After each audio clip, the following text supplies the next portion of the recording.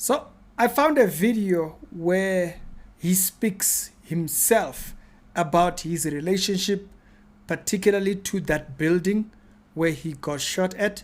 And I wanted to play you the video, and it kind of, yeah, it's a really heartbreaking thing when a person is trying to contribute towards building, and then there are people that are just, it's quite sad, honestly. So I want to play you the video and listen to it. You judge yourself. We do security at a building in town, CBD, right? So it's a nice contract. We've got security guards there, but coming into the contract, because it was a previously hijacked building, a semi-hijacked building, the owner was like, yo, people are fucking up my shit. Can you come in with the Zulus? Nlungise. We came in, salungisa, yabo, kwagnomteto. After kwagnomteto, safaka magadi. Okay. Now, on the previous video, I did mention, if you want to see the original video, go to Panuel's page. Right. So I did mention that the building, I know it. I know the building. It's not that far off. It's to pass over there. I didn't think much of it. And he's right. That building does not have good security. Okay? Compared to a lot of the buildings which are in that particular area, that street next to Carlton Center, a lot of the buildings there use fingerprint and stuff like that. And that building didn't have that. And so makes sense what they were there to do there.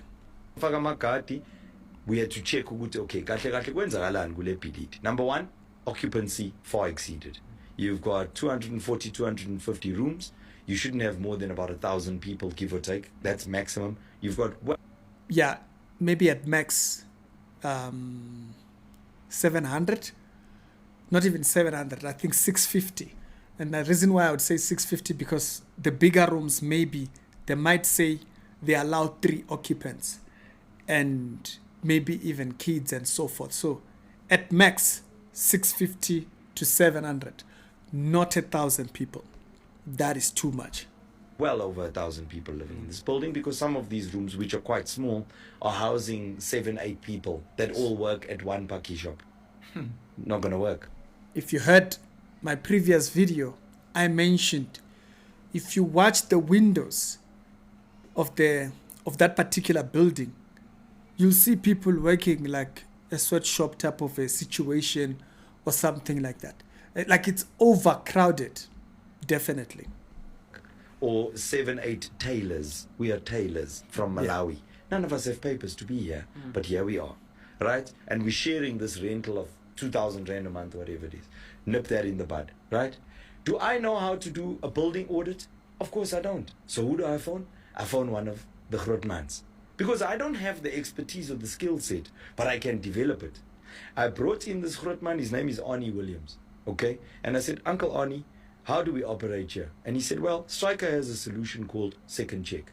The second check system works like this. We come into the building, we check everything. We check all of the COC requirements and how far you are from meeting them. This is everything. It's plumbing, it's electrical, it's signage, it's access control, emergency exits, fire escapes, fire in the event of fire, what do you call it, extinguishers, structural integrity of the building, you name it, right? We come in and we check that stuff, and then we prepare you a report. The report is essentially a roadmap to say, what do I fix first? Okay, sharp.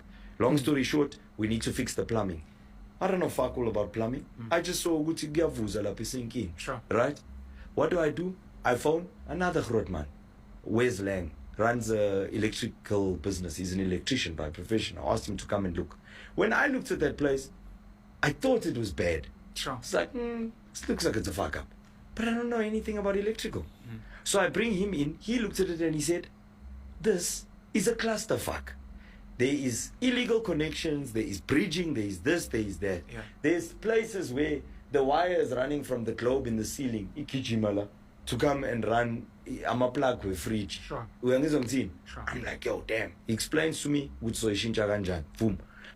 Now, again, for people that don't say stay in the CBD, a lot of these buildings have few plugs, basically. Like this particular room here has about 2 plugs.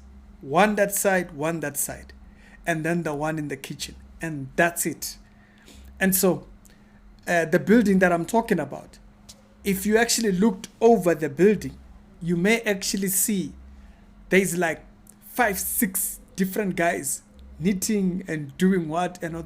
So what he's saying is legit. The building has a lot of problems, and they probably had to do a lot in order for them to be able to connect those machines, because that would require a lot. If you got all these people inside these rooms that are doing knit work and whatnot, you'll see them working all the way up until 11 o'clock. It's quite wild there. I'm like, Uncle, where's the plumbing? I see the sink is leaking. He's like, sink is leaking? Nigga, this is happening and this is happening. You've got a much bigger crisis than that. Call this guy. Sure. Call in a plumber. What race is the plumber? White, Afrikaans. My friend, let me tell you something. If I can show you what it looked like compared to what these guys put together, you'll understand why. Umsebenzi wakhe. You understand? The plumber comes in. Like the guy comes in and gives a proper report to say, this is a mess. It's worse. And he looks at the thing, he says, no, this doesn't work, because when your occupancy goes up, the number of people that are shitting goes up. If a building is designed for 600 people to be shitting, ingalunga. If 1,800 people start shitting into the same toilets and the same pipes, you're going to have a problem. That's Understand the magnitude of what he's just said. I've never thought about it in that way, but makes a lot of sense. A lot of the buildings that are hijacked and so forth, they tend to have all kinds of water problems. And it's because of mass usage. And then also remember, some of the people inside there, some of the occupants, don't work. So they are at home 24/7. And so as a result, what happens? The system is constantly overworking. And so if it's designed for 600 people and you got 1,000 people, he compounds it very well here. traffic, Baba. Nasok. Multiply that by not only this building, the building next door, this one on this block, this one on this block, all of a similar size. What's going to happen underground, under the road with the sewage system? Disaster. Now, you... So do you understand the importance? What is highlighted there? It makes it worse. And in Marshalltown, it's a problem. You know, some of these guys, because they don't have papers, they don't even register. And so they depend on finding these type of buildings that don't have proper structures like fingerprinting, whatnot, and all that kind of stuff, so that they can stay 4, 5, 6, 7, 8 of them. There's a lot of that in Marshalltown. A lot. I'm not even talking about Hillbrow. Hillbrow is worse. You know, Hillbrow is worse. You're able to run as the city of Joburg runs, ignoring these things. Because there's people living there and they're living perfectly fine. They're happy with how they're living. You understand? Abanam King, they pay their rent for the most part. Yeah. Right? Yeah. But I know, ngokubona kwami, this is not right. But I don't have the expertise to fix all the problems. Yeah. I'm here for one thing. I bring in that expertise from outside. I bring the most skilled people that I know. And within 2-3 months of us being on that building site, come and see what that building looks like now. Come and see the... Listen to that. Do you understand? This is what should piss you off about the crime in this country. Because it takes people that actually care. Say what you want. But it takes away people that actually care. It's like, give us a few months and that building will be up tops. Like I used to see that building, the particular building that he's talking about, you won't suspect it because it's hidden between there is a bottle store thingy, then there's a shop right after it. And so it's just a small little entryway and you go up. But I can tell you this, the activity in that building, like right now, if I went and I passed there and I just stood there for 1 minute, it disturbs the system. It starts affecting people that are not a problem. because these people are not doing things. Yeah, man. The progress that we've made. Not me alone, as a team. Why can we not apply the same principle when it comes to the policies that we should be implementing to empower people?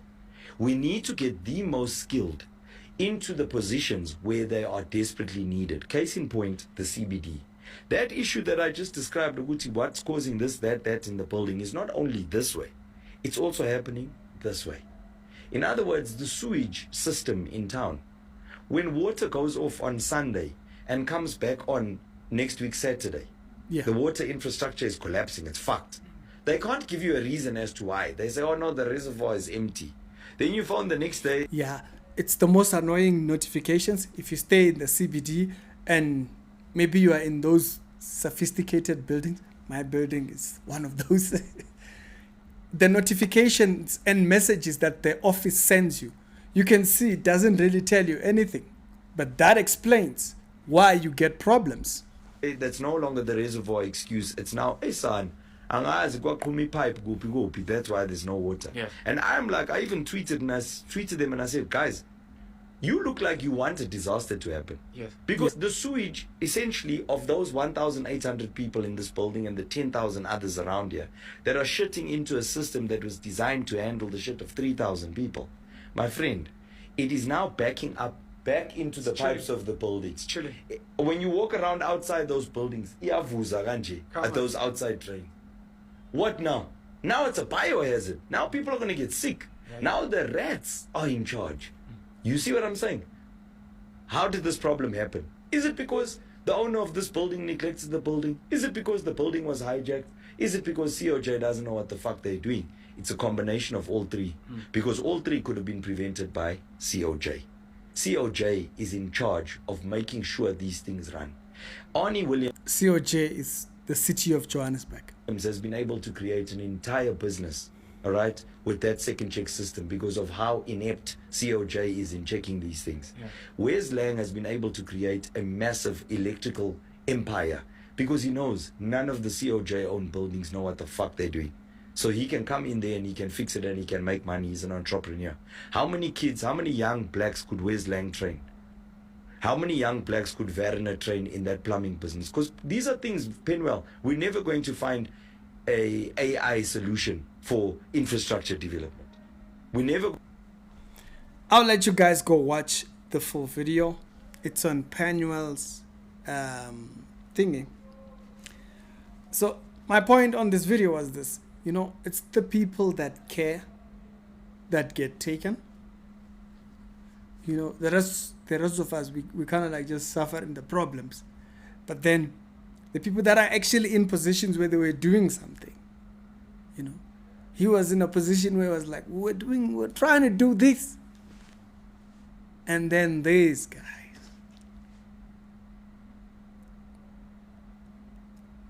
It takes away the people that actually care. And it leaves what? It leaves what? I want to stay rent-free. I want to own a property that I didn't pay for. I want to own a property and take rent money and all that without actually developing anything or without even caring. Like, who's left? Yep, it's left on the SAPs. The SAPs got to catch this one. But based on some of the information that is coming out about the CCTV, they saw the guys, they're going to catch y'all. They're going to catch y'all. And rightfully so. The people that care are the ones that get taken out. And then what's left is just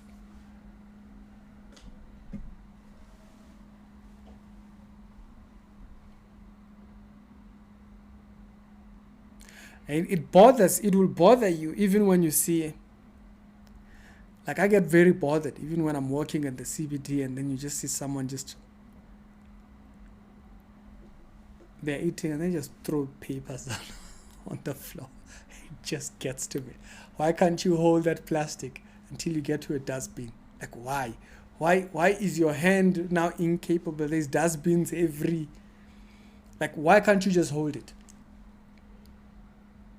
You see a person just stand on the corner, just easy. It's like these people that don't care. That's what we get left with. Now, I'll challenge you as a viewer. Actually care. Actually make the effort to care. But whatever it is, okay? I'm a church guy. I care about that. Actually care about... Tsiriki, we done.